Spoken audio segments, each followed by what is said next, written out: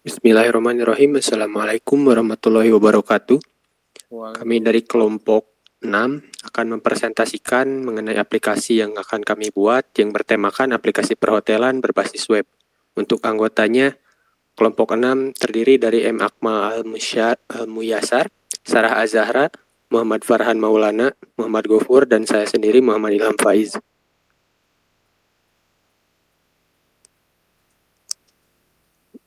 Untuk materinya di sini, pertama ada latar belakang yang akan dijelaskan oleh Sarah. Kepada Sarah, waktu dan tempat dipersilahkan.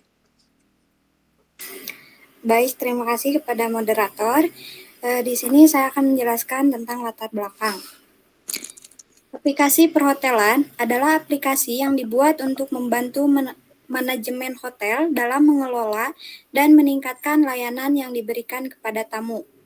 Aplikasi ini dapat digunakan untuk berbagai keperluan seperti pemesanan kamar, pembayaran, check-in dan check-out, pengaturan layanan tambahan, dan lain sebagainya. Selanjutnya, kebutuhan stakeholder CEO. Untuk fungsional requirement-nya, yang pertama, menampilkan laporan keuangan secara real-time, kemudian memungkinkan CEO untuk memantau performa hotel secara keseluruhan, memungkinkan CEO untuk melihat feedback tamu dan memberikan respon jika diperlukan, memungkinkan CEO untuk mengakses informasi operasional dan kinerja staf. Untuk non-fungsional requirement-nya, yang pertama, aplikasi harus mudah digunakan dan responsif. Kemudian aplikasi harus aman dan melindungi data pelanggan dan informasi keuangan. Aplikasi harus dapat diakses dari berbagai perangkat seperti laptop, tablet, dan smartphone. Selanjutnya, aplikasi harus memiliki waktu respon yang cepat dan tidak mengalami downtime yang berlebihan. Selanjutnya, kebutuhan stakeholder manager. Untuk fungsional requirement-nya, yang pertama membuat reservasi kamar hotel, yang kedua menampilkan informasi dan promosi tentang hotel, yang ketiga menugaskan tugas ke staf. Untuk non-fungsional requirement-nya sama seperti kebutuhan stakeholder manager, CEO. Selanjutnya, kebutuhan stakeholder admin. Untuk fungsional requirement-nya, yang pertama membuat dan mengelola akun staf. Yang kedua, mengelola inventaris hotel dan persediaan. Yang ketiga, mengelola informasi dan promosi hotel. Yang keempat, mengelola laporan keuangan dan pendapatan. Untuk non-fungsional requirement-nya sama seperti kebutuhan stakeholder CEO dan stakeholder manager. Mungkin sekian dari saya. Terima kasih kepada Sarah yang telah menjelaskan materinya. Selanjutnya kita masuk ke bagian use case dan sequence diagram yang akan dijelaskan oleh Farhan. Kepada Farhan, waktu dan tempat dipersilahkan.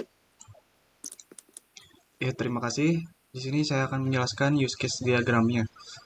Nah, di sini ada use case diagramnya, yaitu sistem perhotelan. Di sini ada dua aktor yang diterapkan ya. Ada tamu dan admin. Di sini tamu dan admin memiliki akses untuk ke halaman utama dan bisa login juga, lalu pesan kamar, cancel pesanan, serta pembayaran, lalu logout. Selanjutnya ke activity diagramnya.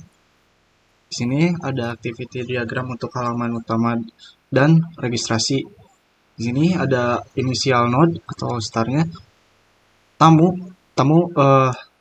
melakukan aksi membuka halaman web, lalu ke sistem melakukan aksi menampilkan halaman utama, lalu ke tamu lagi memilih menu registrasi, lalu ke menampilkan form registrasi, dan selanjutnya memasukkan data diri, email, dan password oleh tamu. Setelah itu, sistem akan memeriksa kelengkapan data dan menyimpan ke database. Nah, di sini di aksi ini kita akan melakukan decision. Jika data tidak lengkap atau tidak sesuai, maka akan ke memasukkan data diri, email, dan password lagi. Jika data sudah sesuai, maka akan melanjutkan ke siap untuk login. Lalu final node-nya. Berikutnya, di sini ada halaman utama dan login. Dari tamu membuka halaman web, lalu ke menampilkan halaman utama oleh sistem. Selanjutnya, menuju ke memilih menu login dan menampilkan form login oleh sistem. Setelah itu, tamu memasukkan data email dan password, lalu ke memeriksa data login yang dimasukkan. Lalu di sini ada decision lagi, yaitu jika data login tidak sesuai, maka kembali lagi ke masukkan data email dan password. Jika sudah sesuai atau data login benar, maka siap untuk pemesanan. Selanjutnya, booking kamar.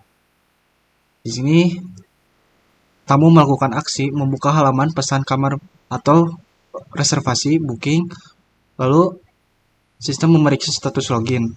Di sini melakukan decision. Jika user belum login, maka menampilkan pesan untuk login terlebih dahulu, mengarahkan ke form login. Dan jika user sudah login, menampilkan form detail pesanan. Selanjutnya, dari menampilkan form detail pesanan, menuju ke memilih kamar, tanggal masuk atau keluar, dan metode pembayaran oleh tamu. Di sini melakukan decision. Jika tamu melakukan cancel, maka akan menuju kembali lagi ke menampilkan form detail pesanan. Jika tamu melakukan proses pembayaran, maka akan menuju ke memproses validasi pembayaran oleh sistem. Dan di sini melakukan decision. Jika pembayaran gagal, akan menampilkan pesanan pembayaran gagal. Lalu akan kembali lagi ke menampilkan form detail pesanan. Jika decisionnya pembayaran berhasil, status kamar telah direservasi oleh sistem, dan kembali lagi ke tamu menampilkan booking berhasil dan menerima receipt atau kode booking.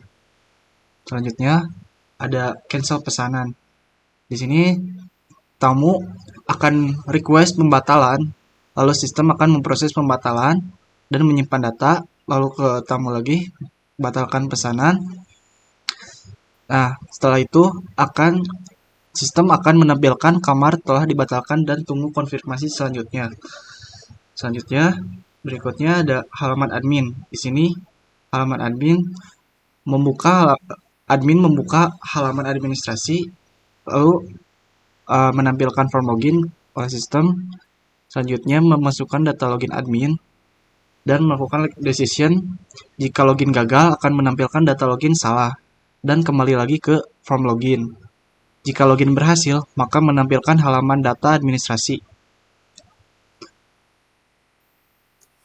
Lalu ke mengelola data. Di sini admin akan membuka halaman administrasi, lalu memvalidasi status login oleh sistem dan melakukan decision. Jika belum login, mengarahkan ke form login admin. Jika sudah login, maka menampilkan form pengelolaan data. Selanjutnya, dari sequence diagram login reservasi. Di sini ada satu aktor, yaitu tamu, dan 4 objek, yaitu halaman login, check user control, data pelanggan, menu utama atau dashboard. Pada tamu, kita akan akses ke halaman login, lalu input username atau email dan password, dan yang ketiganya menekan tombol login. Dari halaman login, kirim data ke check user control, lalu memvalidasi login data pelanggan. Nah, dari data pelanggan akan memunculkan hasilnya. Lalu di sini perhatikan pada menampilkan halaman dashboard. Di sini adalah untuk validasinya ya. Jika username dan passwordnya itu benar, maka akan menuju ke menu utama atau dashboard. Jika datanya itu invalid, maka akan memunculkan sebuah peringatan atau error invalid berupa username atau email password itu salah. Selanjutnya, pada sequence diagram melakukan reservasi. Di sini ada 2 aktor, yaitu tamu dan karyawan atau admin, dan ada 2 objek, yaitu kamar dan reservasi. Di sini tamu akan melihat kamar, dan kamar akan melakukan reply, menampilkan list kamar kepada tamu, lalu tamu akan memilih kamar, dan kamar pun menampilkan harganya. Dari kamar akan akan mengecek ketersediaan kamar ke reservasi, lalu reservasi akan bisa memesan kamar dan menjelaskan total harga ke tamu itu, menampilkan total harga dari kamar itu. Lalu selanjutnya akan menampilkan data reservasi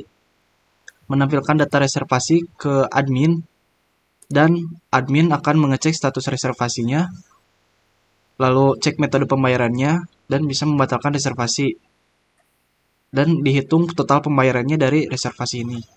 Baik, berikutnya. Di sini ada sequence diagram cancel reservasi.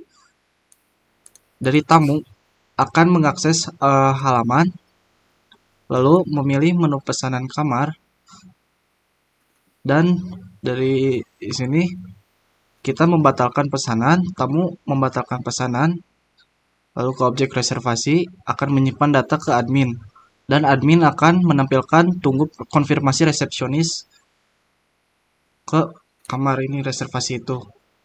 Berikutnya, di sini ada kelas diagram.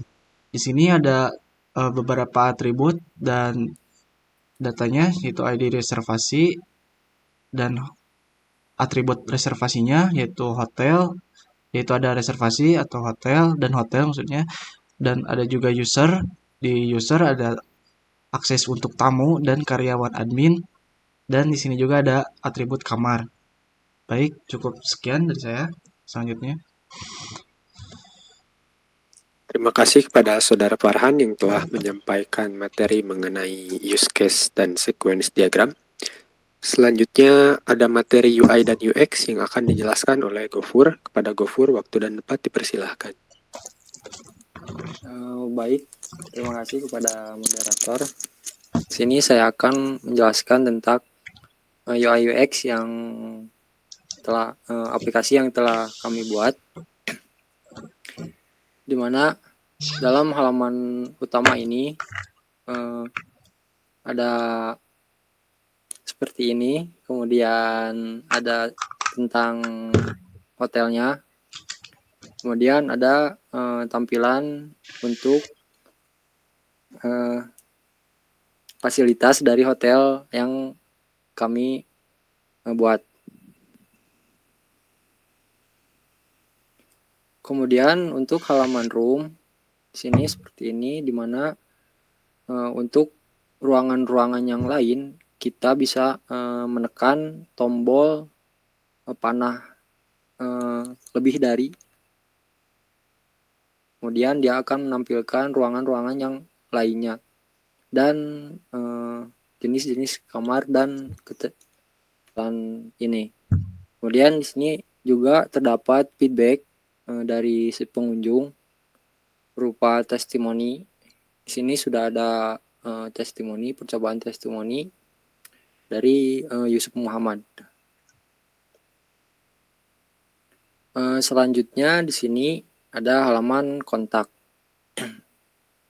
Di sini untuk halaman kontak terdapat nomor WhatsApp-nya, dan ketika kita menekan si kontak now ini, dia akan lari ke WhatsApp yang telah disediakan oleh kami. Kemudian di sini juga ada berita-berita terkini, berita dan acara terkini tentang hotel yang kami tekuni. Nah, di sini ada contoh konfirmasi pembayarannya. Jadi dia itu masuknya lewat WA terlebih dahulu, kemudian nanti divalidasi oleh admin. Kemudian di sini ada tampilan login, di mana jika kita ingin login harus memasukkan username dan password. Nah, jika belum login maka kita harus daftar. Nah, untuk form pendaftarannya seperti ini. Sini disediakan first name, last name, kemudian alamat, kemudian emailnya, kemudian nomor HP dan umur. Kemudian register atau daftar. Nah, untuk detail pesanan dari si user atau si pengunjung ini tampilannya seperti ini, di mana dia akan menampilkan si jenis kamar yang telah di booking atau dipesan, kemudian tanggal masuk, tanggal keluarnya, kemudian nomor kamar, dan ketika ingin kita melakukan pembayaran, di sini disediakan metode pembayarannya yaitu transfer bank atau langsung pada admin yang ada di hotel. Nah, selanjutnya ketika kita melakukan pembayaran menggunakan metode transfer bank, di sini akan sediakan tampilan seperti ini. Jadi dia akan harus mentransfer kepada bank hotel yang kami buat itu. Jika sudah membayarnya, dia harus klik yang kontak now. Kemudian dia akan dilarikan ke WhatsApp seperti yang telah tadi saya jelaskan yang pada WhatsApp, yang contoh pembayaran di WhatsApp. Kemudian jika dia ingin meng-cancel, sini tampilannya seperti ini. Jadi dia akan ditanya terlebih dahulu apakah yakin akan membatalkan pesanan. Nah, jika yakin maka tekan ya, jika tidak jadi maka tekan tidak. Selanjutnya di sini ada halaman admin. Untuk halaman admin seperti ini disediakan menggunakan metode CRUD ya, create, delete, update, read, di mana untuk jika admin ingin menambahkan pelanggan, di sini dia disediakan harus mengisi nama, umur, nomor telepon, nomor kamar, tempat tanggal lahir, tanggal masuk, dan tanggal keluar. Kemudian klik tambah. Nah, kemudian di sini untuk halaman edit admin. Nah, untuk edit admin ini seperti ini. Jadi, misalkan yang ingin diedit si Jajang Sukmara nih. Setelah diedit, langsung klik save. Langsung si datanya teredit.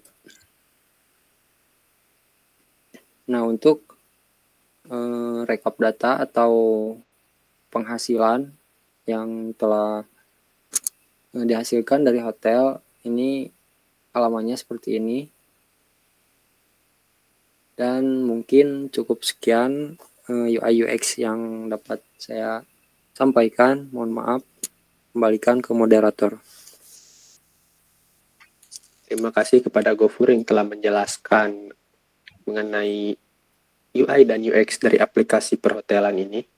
Selanjutnya ada penjelasan mengenai metodologi yang akan dijelaskan oleh Akmal. Kepada Akmal, persilahkan. Baik, terima kasih kepada moderator. Di sini saya akan menjelaskan tentang metodologi. Metodologi yang digunakan pada pembuatan aplikasi ini yaitu metodologi Agile. Metodologi Agile adalah sebuah metodologi dalam pengembangan software yang didasarkan pada proses pengerjaan berulang yang terdiri dari aturan dan solusi yang sudah disepakati. Metode ini dilakukan dengan sistem kolaborasi antar tim secara terstruktur dan terorganisir. Tujuan dari metodologi Agile adalah sebagai berikut. Tujuan metodologi Agile. Yang pertama ada high value and working app system.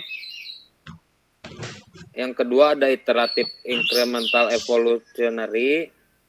Yang ketiga ada cost control and value driven development. Yang keempat ada high quality production. Yang kelima ada flexible and risk management. Yang keenam ada collaboration.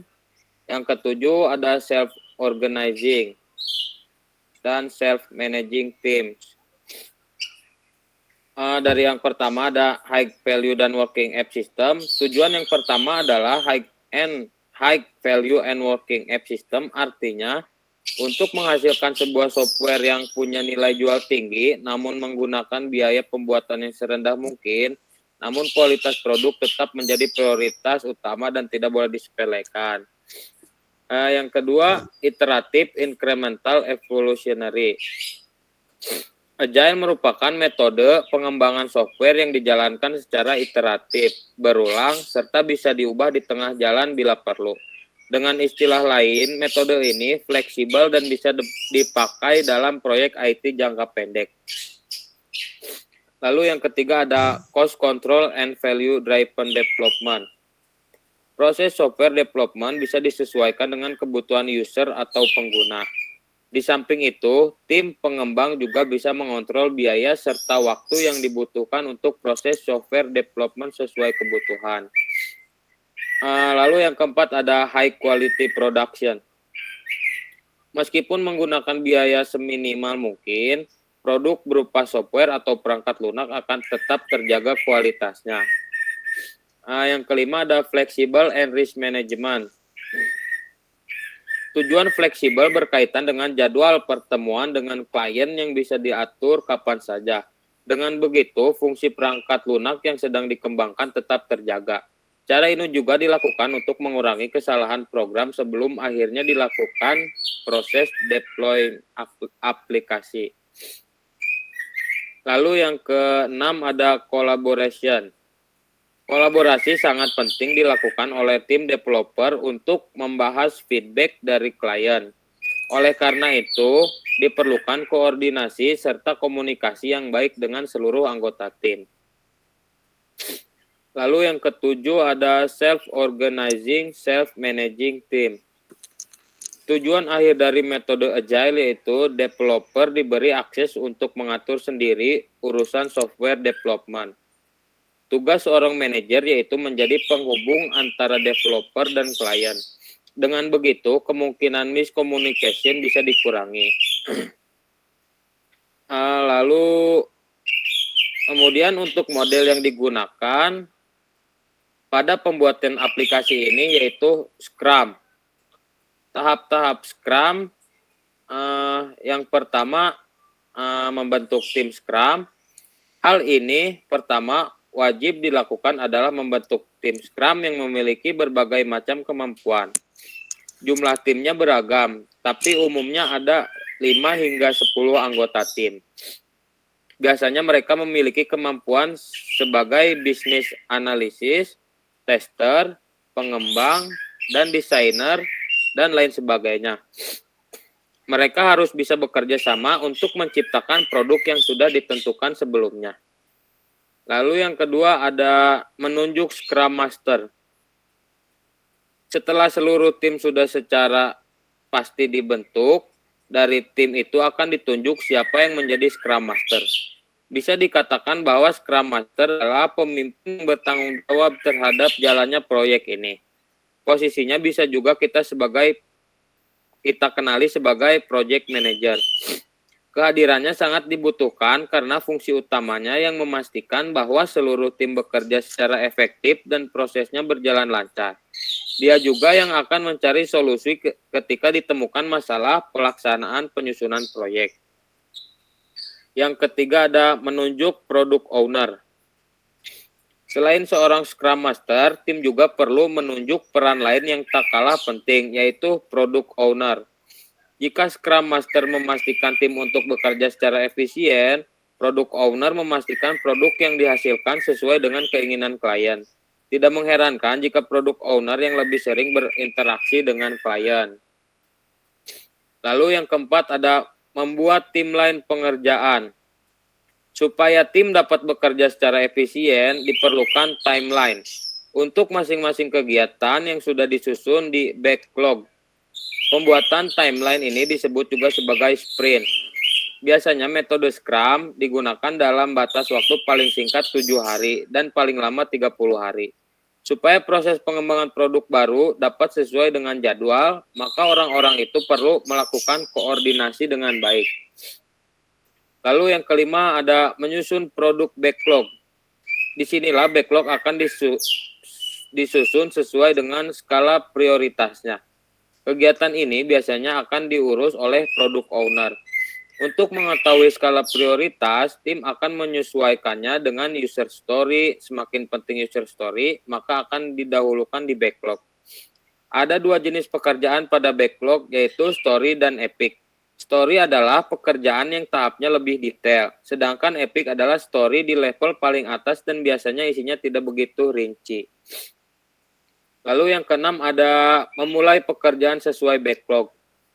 Disinilah seluruh tim mulai bekerja sesuai dengan daftar backlog yang ditentukan.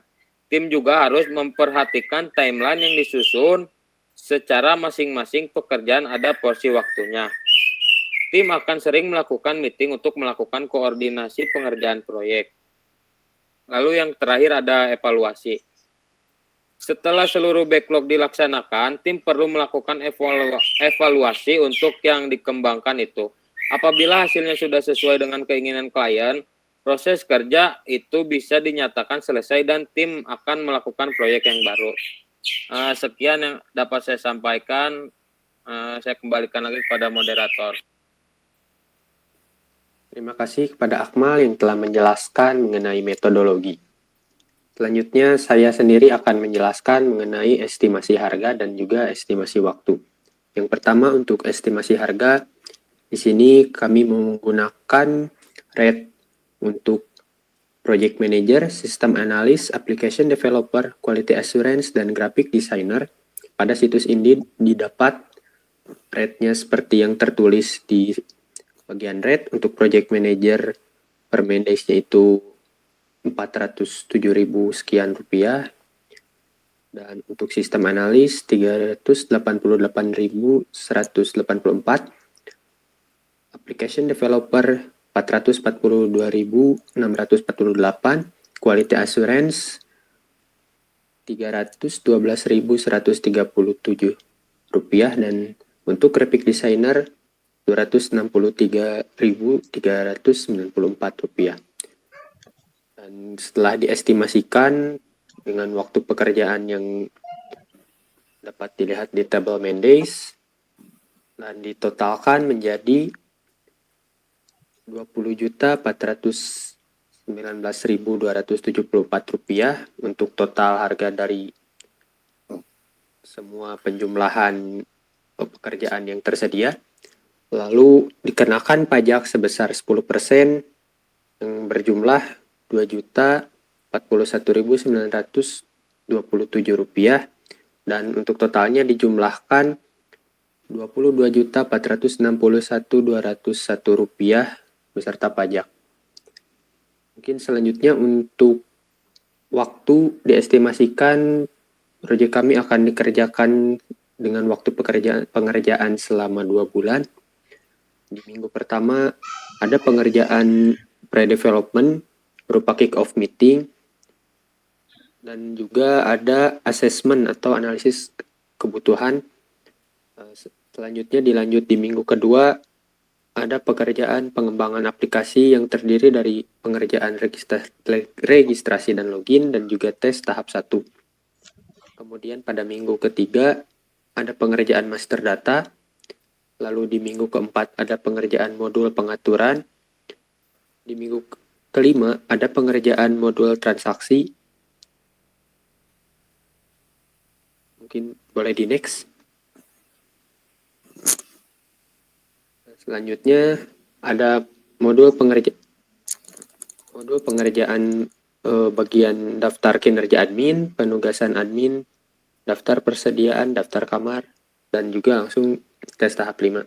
Di minggu berikutnya ada model pengelolaan keuangan yang terdiri dari data pengelolaan data aset, data pendapatan hotel, daftar gaji, dan dilakukan juga tes tahap 6. Minggu selanjutnya dilakukan pengerjaan model laporan. Dan yang terakhir, untuk setelah semua proses pengembangan dilakukan, kami juga melakukan after development yang terdiri dari instalasi dari aplikasi ini dan juga training kepada calon user bagian admin.